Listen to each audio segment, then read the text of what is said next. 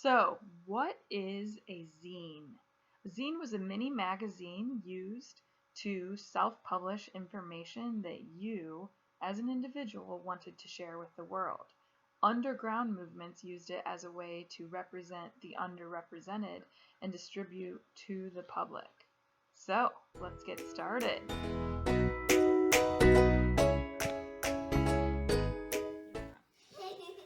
So a zine can be about anything. Take a look at some of my ideas.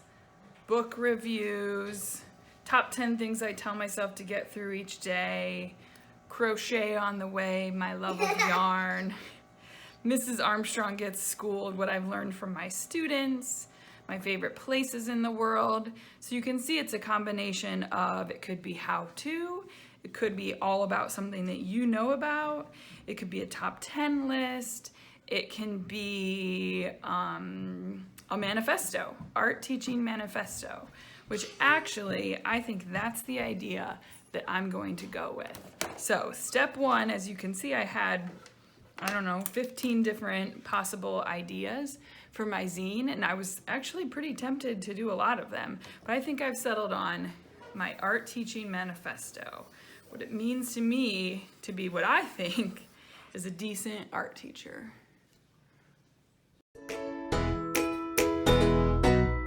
After I decided that my subject matter will be an art teaching manifesto, I needed to start listing what I would have on each page.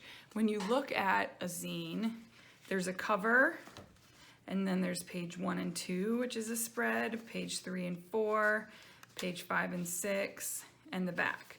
You could treat each individual page as a page with separate ideas, or you could treat the whole thing as a spread. Another option, once I show you how to actually make the zine, you could also glue a few together and have multiple pages. But for now, we're gonna stick with a 6-page plus the front cover and the back. So when I was looking at my possible art teaching manifesto points, I started to write down not just the words that I wanted to use, but also possible imagery for each word. For example, number 3, everyone is an artist.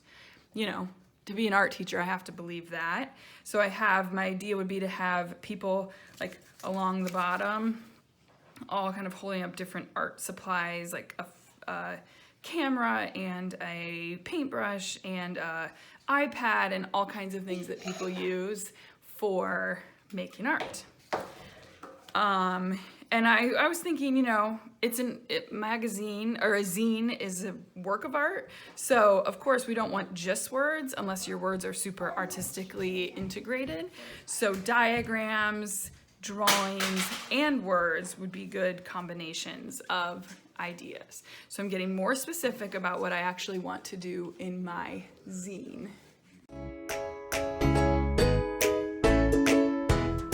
The anatomy of a zine is from one piece of paper, you get this multi-planed surface that is folded without tape or anything like that. So, in order to do that, if you look at this paper, you're going to be folding in half hot dog, and then in half hamburger, and in half again to make this quarter vertical divisions. My suggestion for you would be to not fold and then fold and then fold. I would fold and unfold and fold and unfold and fold and unfold. If you try to keep folding without unfolding, you're going to create paper that doesn't line up really well. And I don't know, it's a pet peeve for me. And then you'll see you're actually going to, once you have it all folded, you're gonna cut along this line. I'm gonna do a quick time lapse of that so you can kind of see that in action.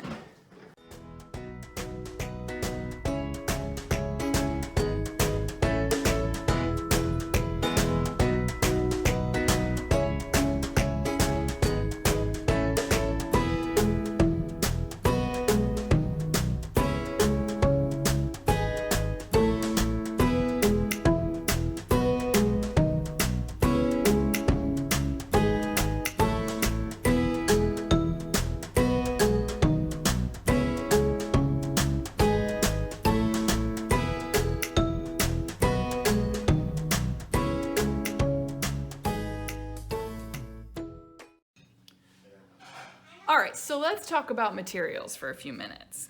Your zine, could be made with any material of your choice and what you actually have available at home. The idea behind these zines, you all are gonna send me a copy and a photo, and I'm gonna copy it and then send random ones out to you all, so you get to experience other people's zines in your own hands. So they will be copied they could be black and white or color, so you might want to think about that a little bit when you use materials, but just think, you can use junk mail, you can use magazines, you can use watercolor if you have it, you can use pen and ink, you can use marker. All of you should have some colored pencils at home that you brought from class. You can use coffee and paint with coffee, or paint, I've seen some really cool like mud paintings and smashing nice dandelions. So it is up to you. It could be all black and white, it could be all collage, it could be a combination of any of those things. Just like in my classic art making ways, I have ideas for all kinds of materials instead of just keeping it simple and sticking to one. So for example, like in this little section, I painted with watercolor on the banner, and then I can go back and add some definition to it by tracing over with marker. Notice this is my draft. This is not my final copy. I'm just using my draft to play around with various ideas for materials. And then on my final, I might decide to eliminate or add or what have you, some of them. I found in magazines the word art, and I could add that in here like that, and I'd probably fill the rest in with like some black. Another cool area I found that I could use magazines for is this Venn diagram. I found some mirrors in a fancy interior design catalog, and so I was thinking I could actually use, I need to find another circle, but I could actually use some of these edges to accentuate these forms and then draw on top of them the words that I had underneath. So use your draft to play around with various material ideas. You can be as straightforward and minimal, or as crazy like I tend to be, as you want. The important thing is that your information is legible and the choices that you're making contribute to your idea. If yours is a book all about lettering, then you would want the lettering to stand out and everything else to be kind of secondary. If yours is a book about how to design, how to repair an engine in a car, then you may have a lot of like diagrams and make it look more of like a scientific or instructional journal than mine, which is like super active because it's all about teaching art. So think about what your purpose is and then use your materials accordingly.